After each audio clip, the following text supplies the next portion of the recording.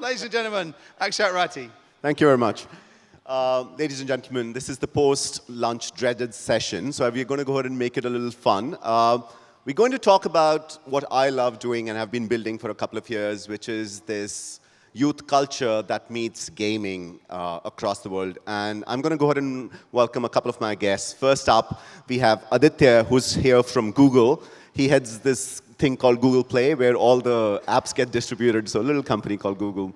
Round of applause for him.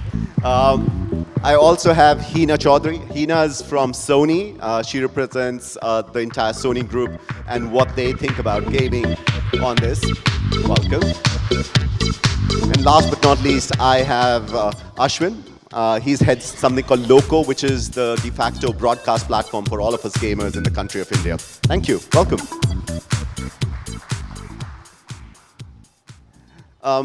So I'm going to go ahead and start off this with a little bit of context. And this is important for a lot of you guys who might not know this. So long time ago, in a galaxy far, far away, there was the International Olympic Committee who went and started going and having a conversation around this thing, which is inclusion of gaming at the Olympics. And it's taken some time. The Asian Games have done something else. The Olympics have said, you know, violent sports are not something that we want to go ahead and do. And how do we go ahead and regulate and federate something that is a game that is owned by someone as a commercial property, right? So if it is, I don't know, Call of Duty, it's owned by Activision or Microsoft now. And you can't really federate a game per se, right? That, like it's someone's intellectual property, which is a very valid question. So over time, over the last 7 to 8 years, the thesis that has been formed by the International Olympic Committee is we will have virtual sports as part of the Olympics, but the sport of choice will be chosen by the federation who's actually part of the Olympics. So if it's going to be football, the Football Federation, FIFA decides what sport to go ahead and do. If it's break dancing, the new thing that's coming in, the Break Dancing Federation decides. And if it's going to be cricket, which just made it to the Olympics, the ICC decides what is the game of choice that you will have in the virtual sports as we go forward. And that's why this context of the three panelists we have, and this is more like a fireside chat we'll be having is, so how do you choose a sport that will actually get to the Olympics in cricket?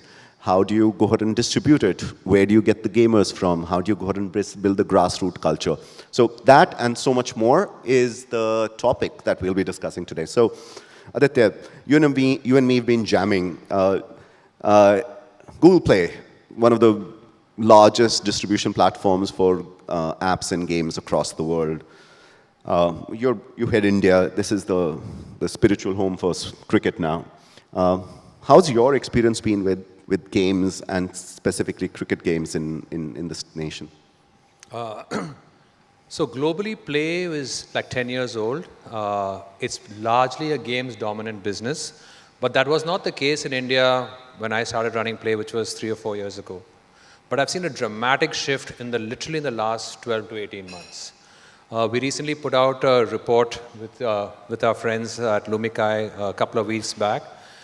Just absorb this. India has 500 million people who game, but over 2/3 of them don't call themselves gamers because they don't think playing a bubble shooter game is gaming. But there are 500 million people who are gaming.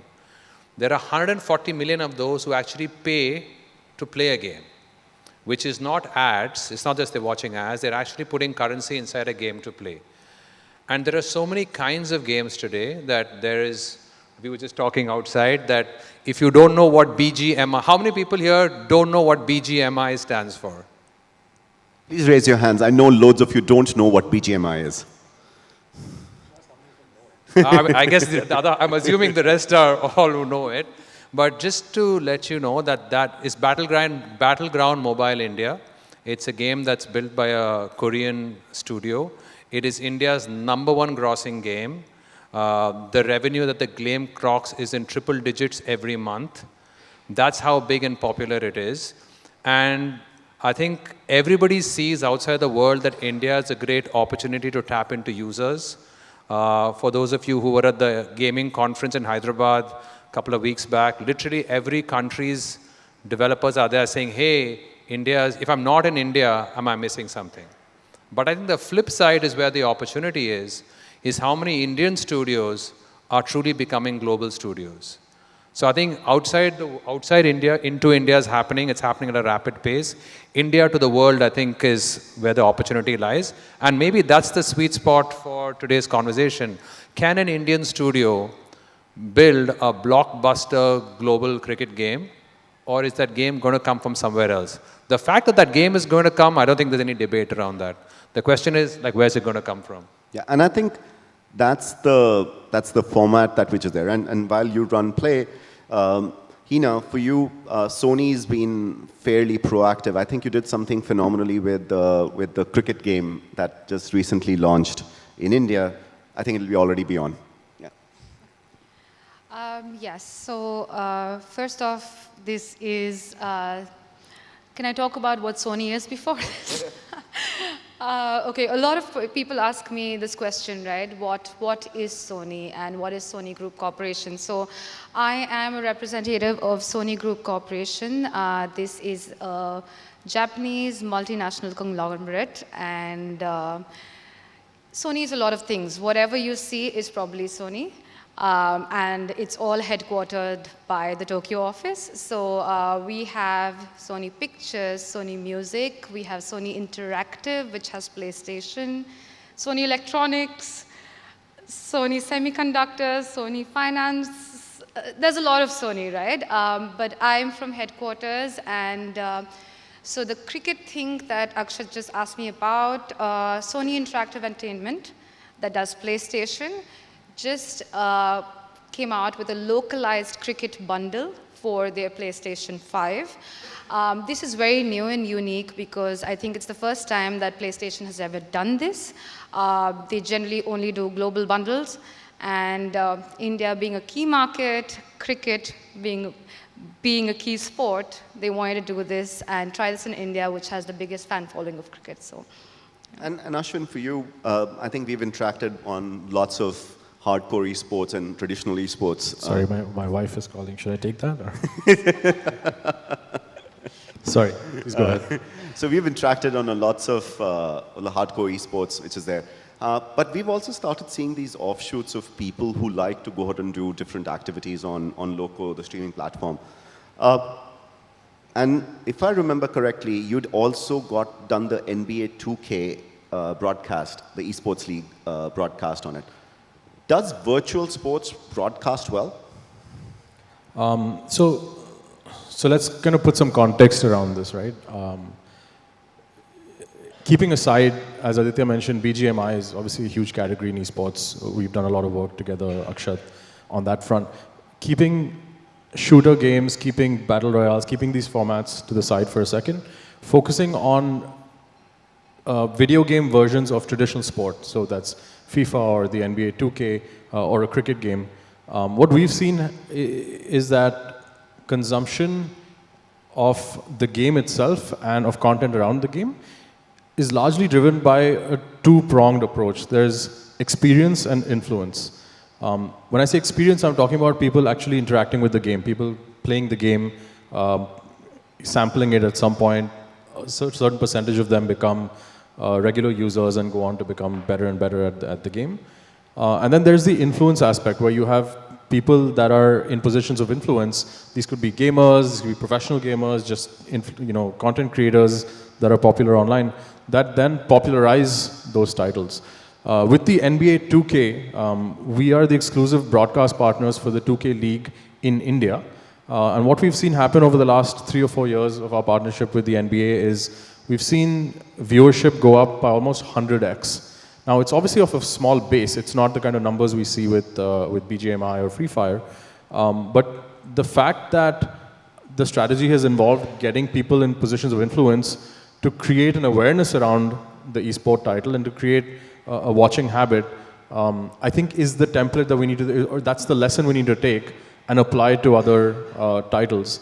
We're also seeing the same thing happen to some degree, say for example with FIFA E. We had the Nations Cup last year and India had a team in the Nations Cup. So when you have a local context to to some of these titles, it creates an additional incentive for viewership. In fact, I think at some point between YouTube and Loco, the FIFA E-Nations Cup saw concurrent live viewers in the hundreds of thousands, which is pretty big for a title that's not that big in India. So I think the general experience we have here is that people need to sample that game and then be influenced to consume content around that game and potentially create heroes and follow them. And that's when you create a culture around esports. I'm going to stay with you on that. You and I often end up talking to a lot of publishers. Let's assume 10 of you guys, 10 of the people in the audience or friends of yours end up making a great game, and then you want to go ahead and publish it on Play or Sony or both. And then typically you and I will have a publisher coming to and say, make my title an esports title, right? What is an esports title? What's the difference between a game and an esports title? Look, I hate the fact that these terms get used interchangeably because it makes it hard to communicate what we intend to often. The way we look at it is, see, we work with a lot of publishers, right? Everyone from, I mentioned, obviously the NBA, we work with EA, we work with Riot, we work with Krafton, and several others. And for us, popularizing a game, getting users to play the game is something relatively easy to do with the platform we have, right? Because it's a platform where all of the gamers in the country are building communities, all of the consumers of gaming content are sitting and building social graphs there, interacting with their favorite creators. So that's an area of influence that we have control over, and we're able to popularize new titles. We've helped, the Pokemon company launch their game in India. We've helped countless. We've helped Activision Blizzard launch Call of Duty. So there's a number of things you can do to popularize games. Esports is the competitive gaming ecosystem, and esports often is a consequence of a popular title creating a set of layers among its consumers. So what tends to happen is people sample games, people play games, some proportion of those people get really good at them.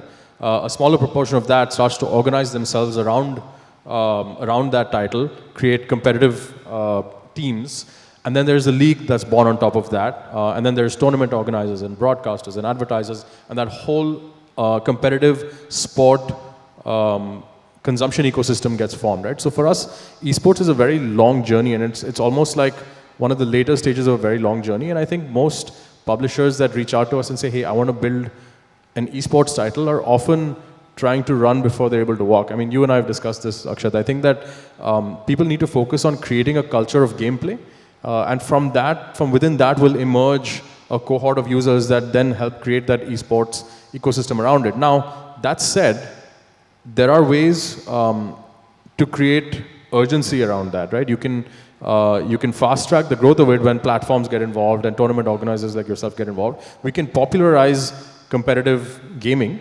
but to create an esports league, I mean, it's also at the very core of it comes down to the gameplay mechanics of the title itself. Not every game lends itself to be an esports title. Some games are wonderfully viewed and consumed just purely as content, right? But they don't, like, you have a game like GTA 5, we were discussing just outside.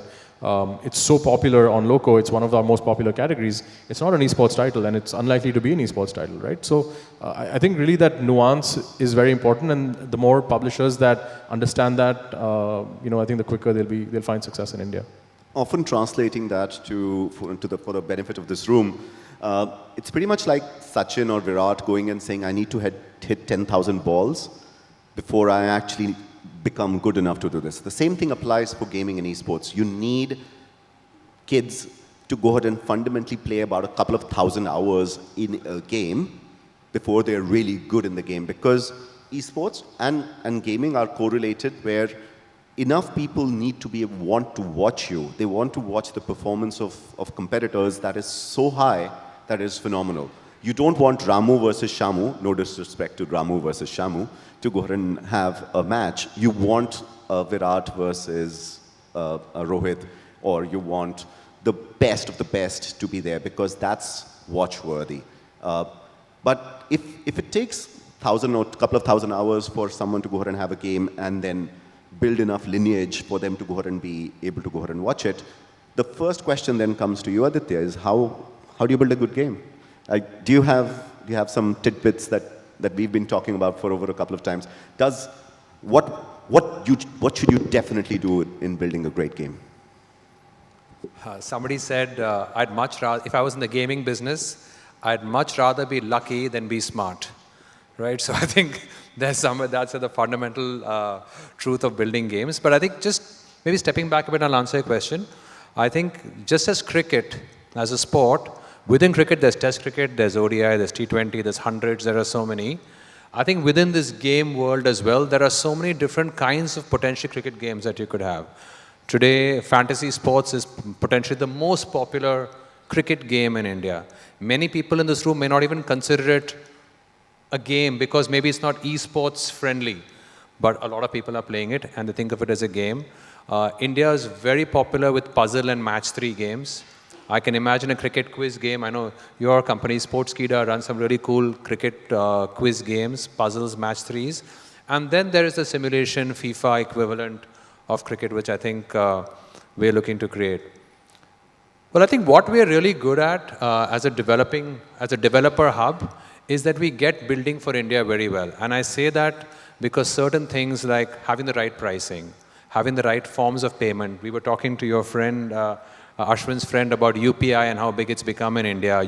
A lot of global developers will launch the game in India without UPI as a form of payment. People will come right up the point and they want to pay and they don't find the UPI handle, they drop out. Right? What kind of promotions do you do? What kind of content partners do you want to work with? So I think we get localization really well. But what we spoke about, I think the opportunity for us to do more is on game analytics. The amount of time global studios spend and have an analytics team looking at which games are working with which audiences, what point in the game are people coming in, what point are they dropping out. I think that's obsession. And I think many times we are thinking about the creative side of building a game. I think adding the analytics could really supercharge game development in India.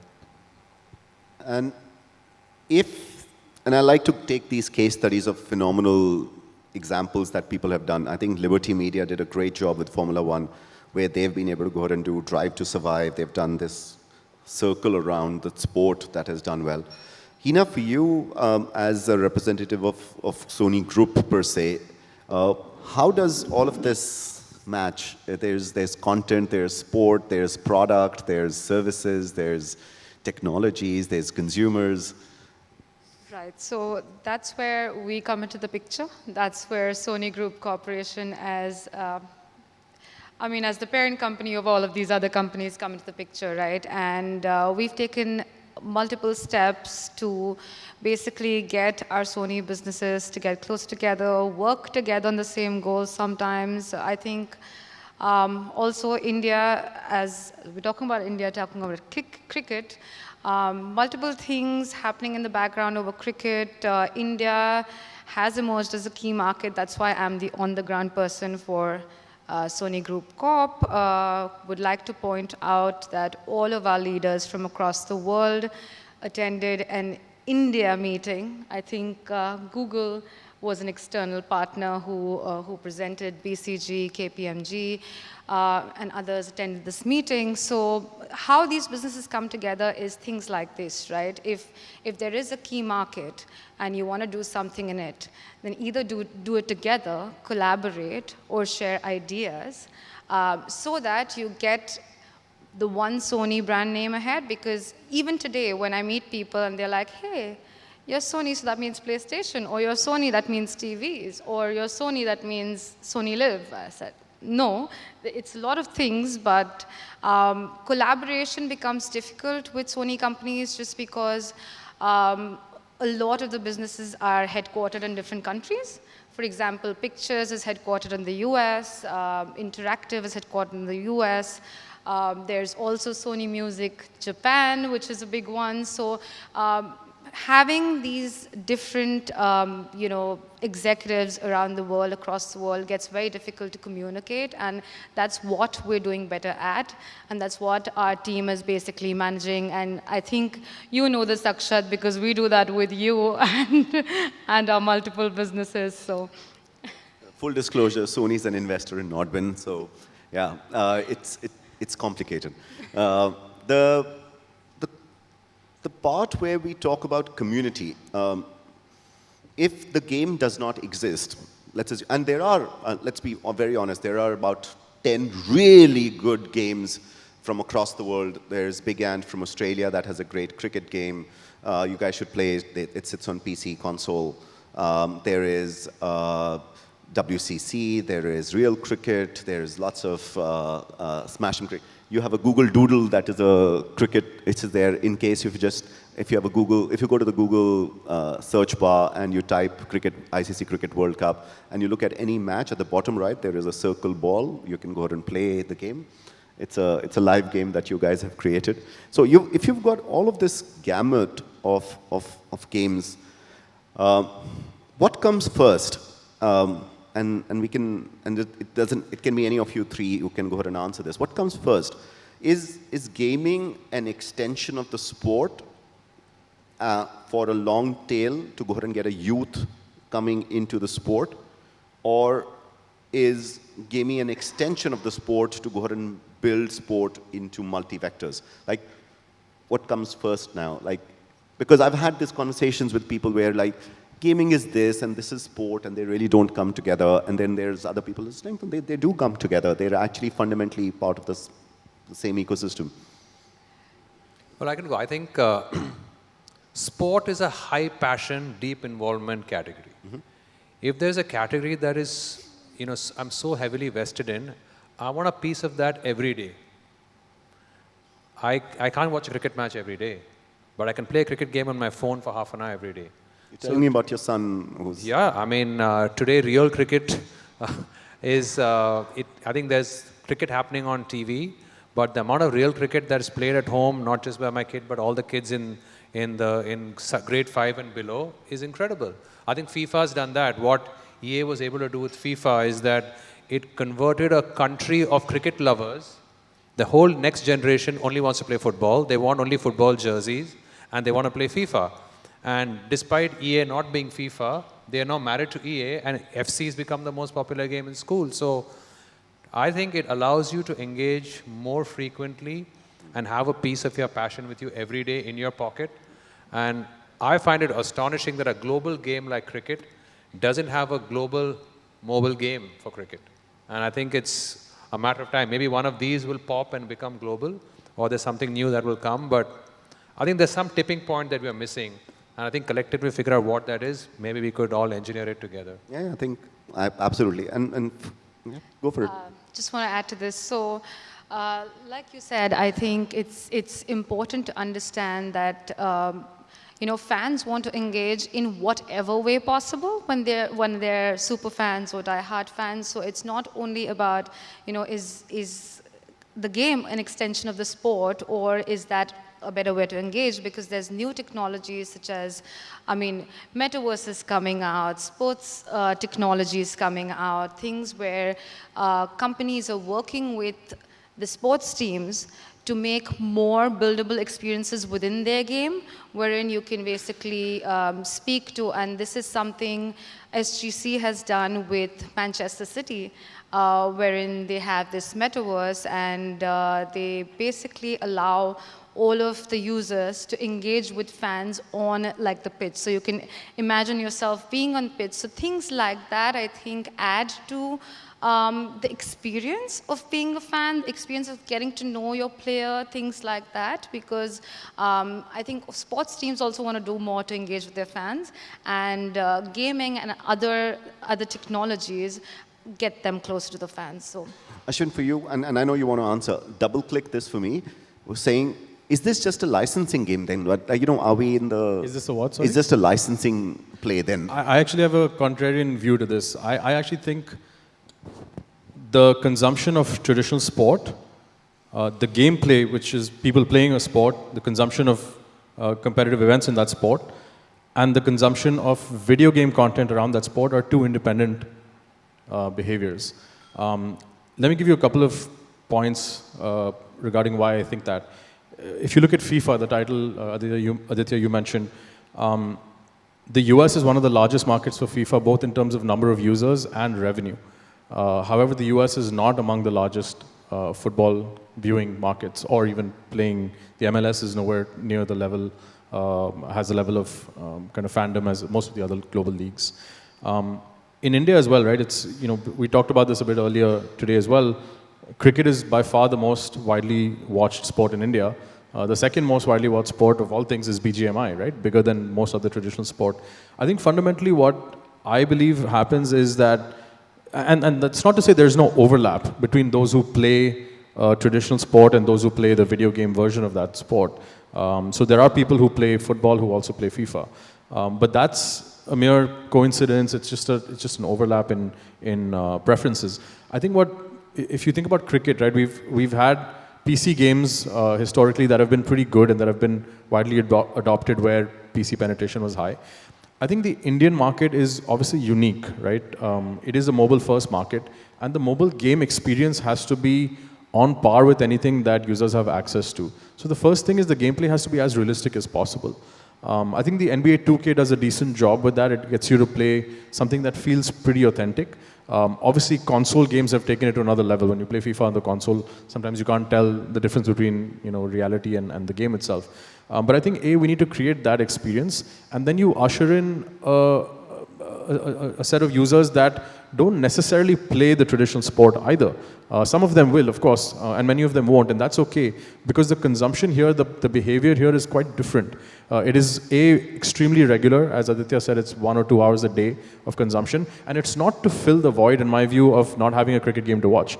My own behavior is I often watch cricket and I'm playing some other game on my phone separately while it's a second screen activity for me, to the displeasure of my wife.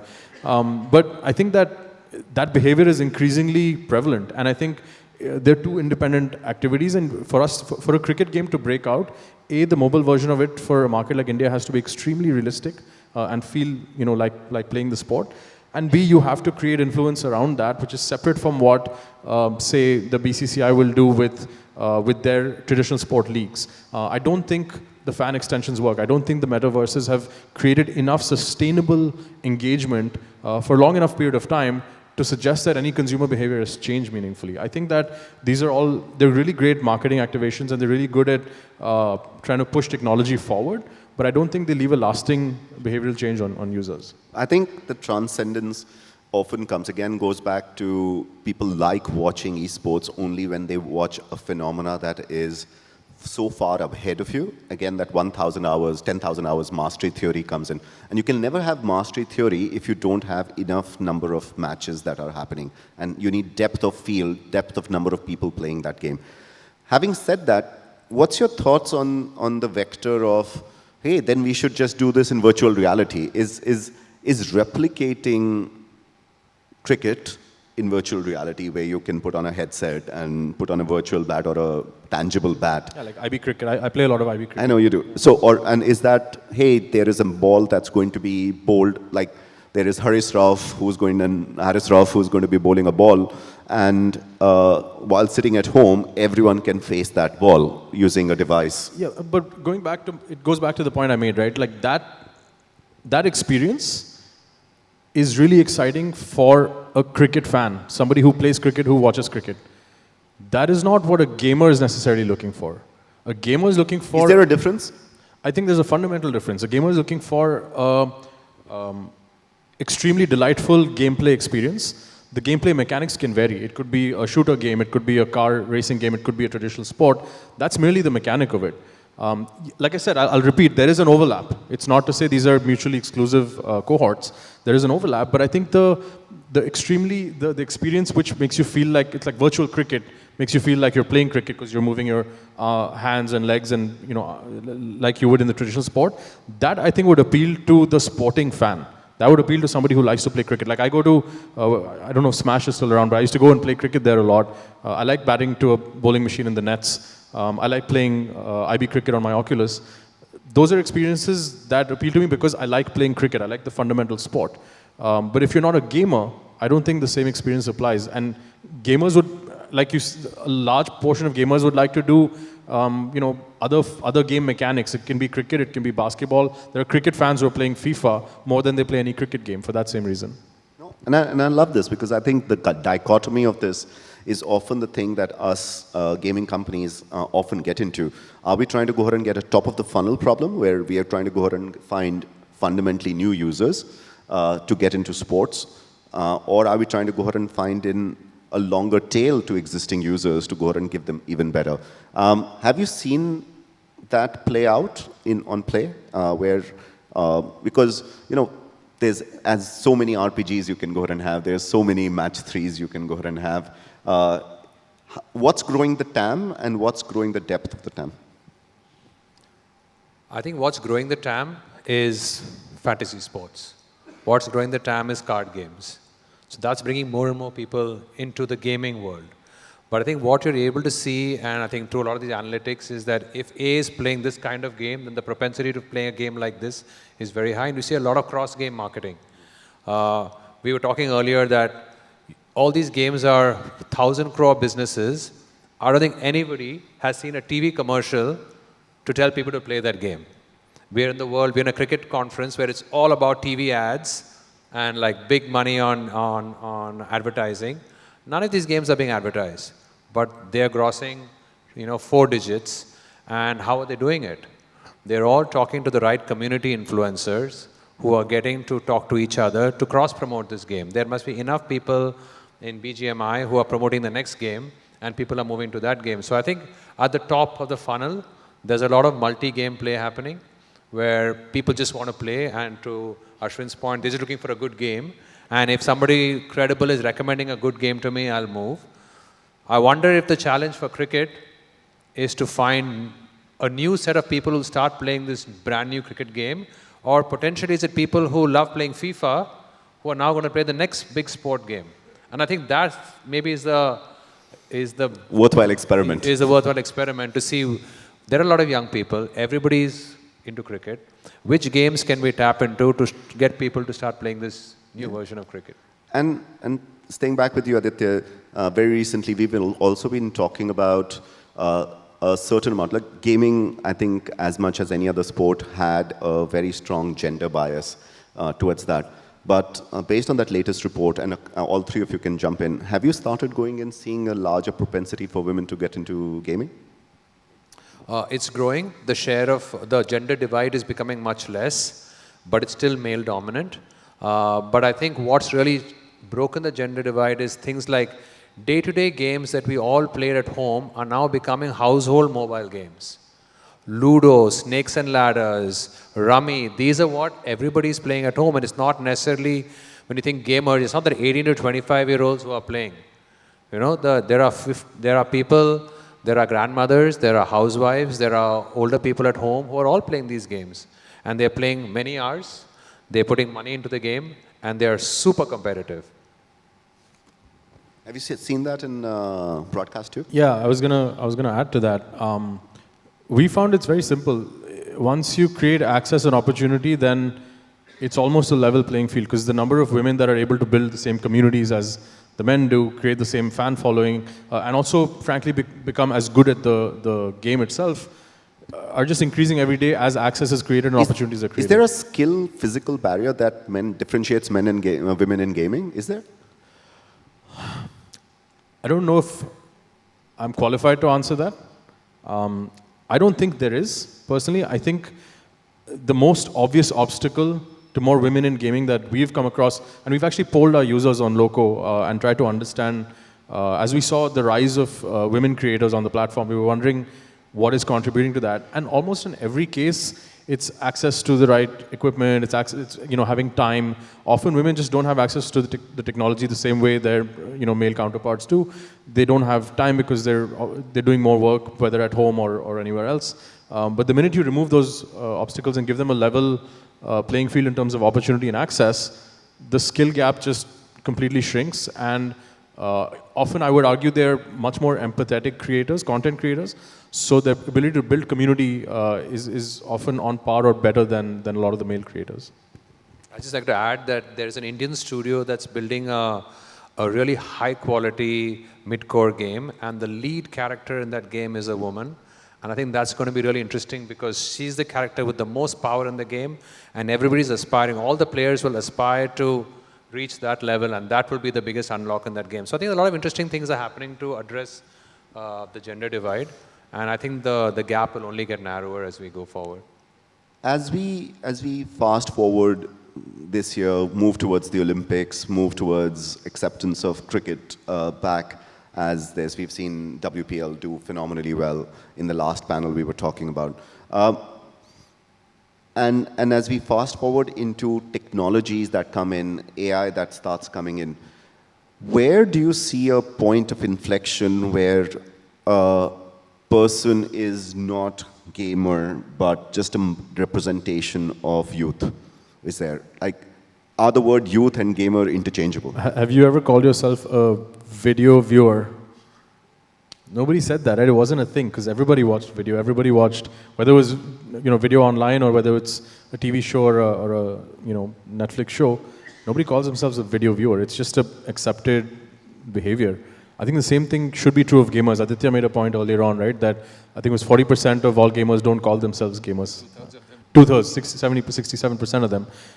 I think we're not too far away from the point where people stop saying, are you a gamer or not? Because everyone's a gamer because you're playing some game or the other. I mean, you could be playing New York Times' Wordle, and that's a game. I play that every morning. I'm a gamer. I don't need to play something mid-core, hardcore to call myself a gamer.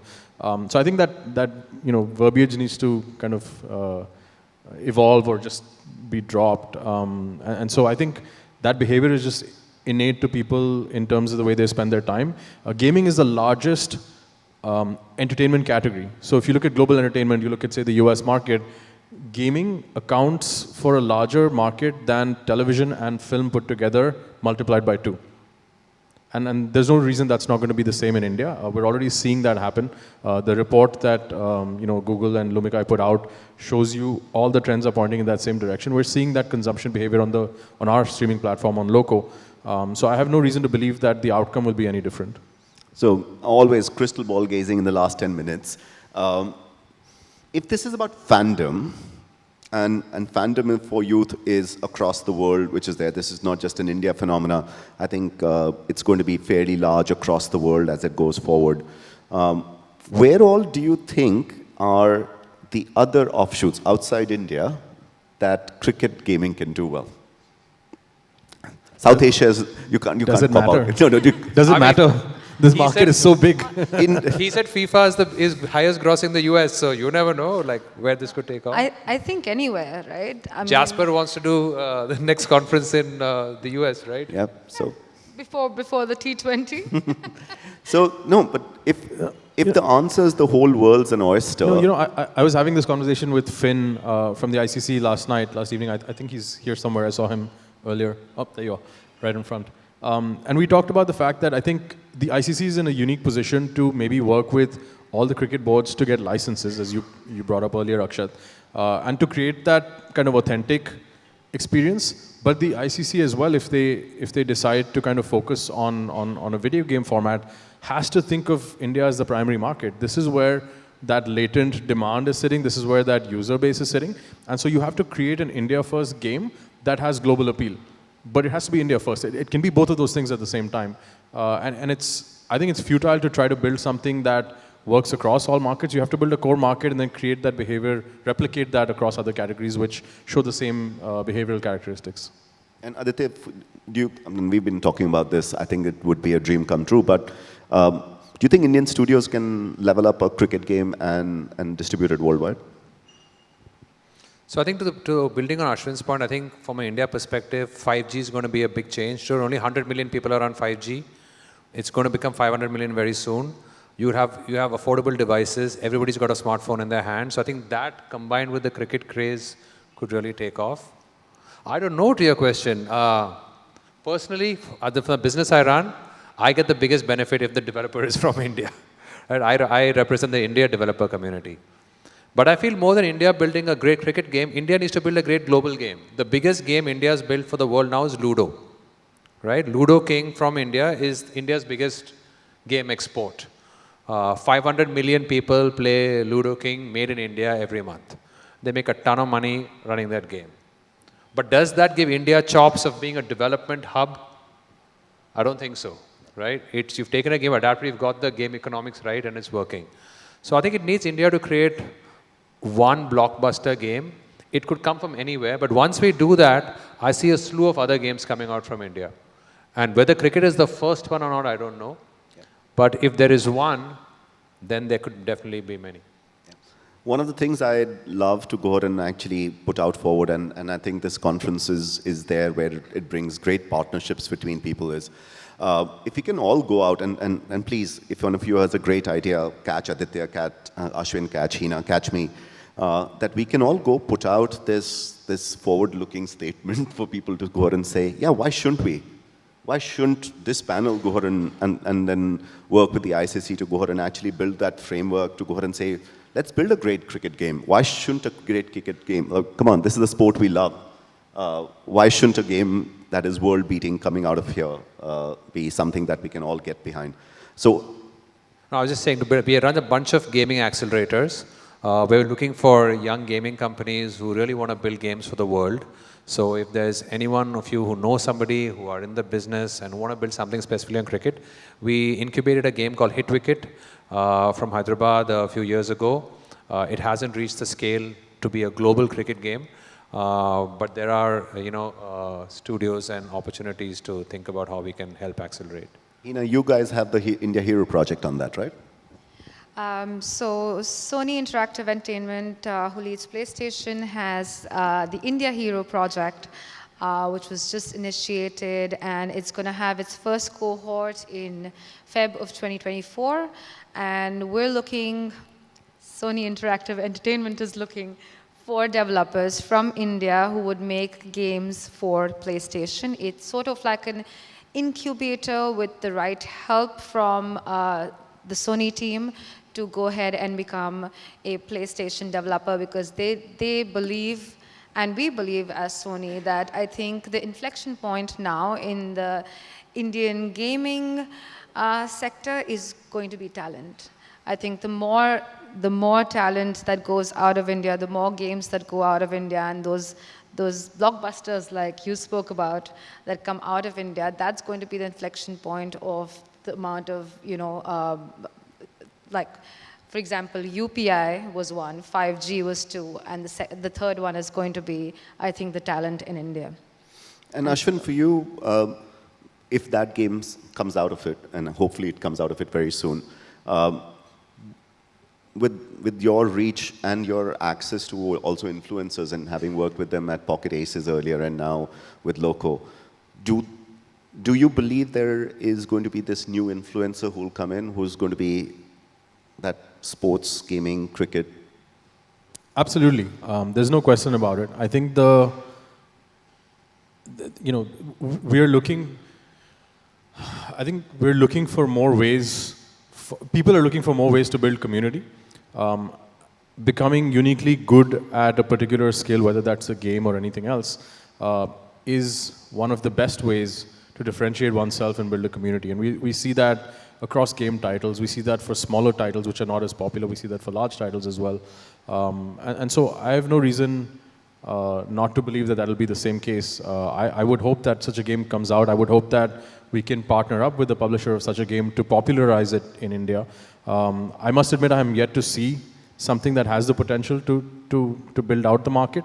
But I think that day is not far away, and you can bet we'll be front and center trying our best to help popularize it for the Indian gaming community. Awesome. So we do have about a couple of minutes, which is there. Please feel free to go ahead and raise your hands if you want. Anil, you're definitely up. If someone can go ahead and get you a mic, we'll make sure that you can have this quick chat with you. Anyone else? Gaming is what we do on this panel, and I think this will come together. We have a couple of questions here. Just holler, don't worry about it.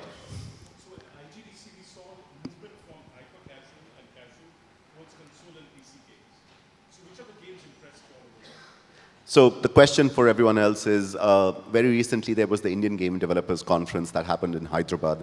And we've seen a huge movement from not just casual towards more mid-core and hardcore on PC and consoles that are there.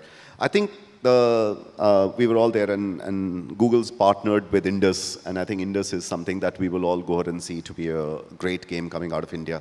But the really fun part were the two left and the right alleys where we had about 80 new games that came in. It has never happened in India before, where last year that was 11. In 1 year, you have 80, that 11 has gone to 80, and I believe next year is going to be about 400. So India is now literally building great games for the world, which is there. And pick any one of those games, one of them will make $10 million. Nobody knows, but one of them will make $10 million. I won't tell you about, I don't know about the, I didn't name a game, but I'll say the trend to play on PC and rather multi-screen gaming is so big that Google built a product 2 years ago where you could play, say you're playing the game in your car, you're playing on your phone, you go home and you want to continue the gameplay on your PC, it seamlessly transitions from your phone screen to your PC screen, allows you to play more. People who do that obviously are invested more in the game, they spend more time, they spend more money. So developers also now can literally build their game for multi-screen and have seamless switching happening. So it is a big phenomenon. Akshat tells me that we are not paying enough attention to it in India. His number was what, 70 million PCs, right? And he says, you know, everybody says, oh, there are 500 million gamers. Oh, 70 million is a small number, but 70 million is a lot of people. It's many countries. So we don't look at 70 million nicely, unfortunately, in the country of India. It's a... So we were just speaking about this outside, right? And I was speaking how, you know, India started the other way around. We started from mobile gaming. And now those gamers who earlier played on their parents' mobile phones or whatever have slowly started becoming people who earn or in the working community. So now they have more propensity to pay, willingness to pay, and they have access to all of these gaming computers, to consoles and to new technologies, and now they're going out there and exploring these new technologies to experience games in a different way rather than just on their handheld devices. Perfect. There's one question at the back, and probably that's the last one we'll be able to go into because time will run out. Someone had raised their hand here. Go for it.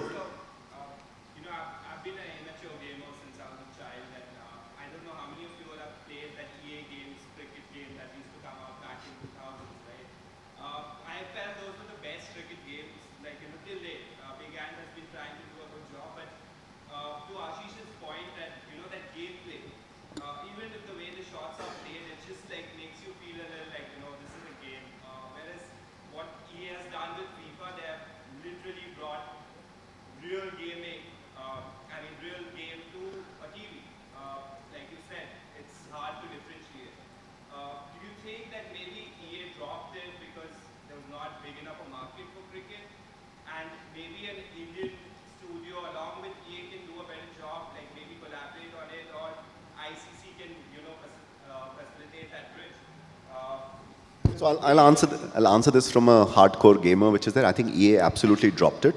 And I'll also answer it from a businessman's point of view. I think they did the right thing to drop it. No one in India was paying for... But India's changed, right? I think cricket's changed. I think this, I was reading about it and talking to Anurag, the ICC digital, as a federation, it's the best digital federation in the world right now. It's better than football. So if that is true, then the ability to go ahead and build a new product that can come out of it is there, 100%. I think the market is ready. I think we have a lag effect to a game not being good enough. Now, we have to be, as we started at the start, it has to be very clear that we are not trying to build a test match game, right? Let's not be super Puritan about it, and you can build a Formula 1 simulator, but you can also build something really fun. Somewhere in the middle of that will be the perfect game, and nobody knows, which is... I think the technological advantage that EA enjoyed in the 90s is no longer as severe. And there are a number of world-class publishers that have the ability, the technical capability to produce such a game. I think the willingness will come from understanding how big the market really is, which is why I made the point about it having to be India first, because you have to find a market that's large enough to justify the investment and that can return, that can provide a return on that investment. I think the non-negotiable is a partnership with the ICC. I do not think this is something that an individual cricket board or a cricket franchise can do by themselves, because a fundamental consumer delight characteristic of FIFA or other such games is the license that teams, boards, and players provide. So I think the capabilities exist. I think the business model and the business opportunity exists. It's just a question of will and the right people getting together in a room and saying this needs to happen. Thank you so much. That concludes our panel. I hand it over to Jasper Donat.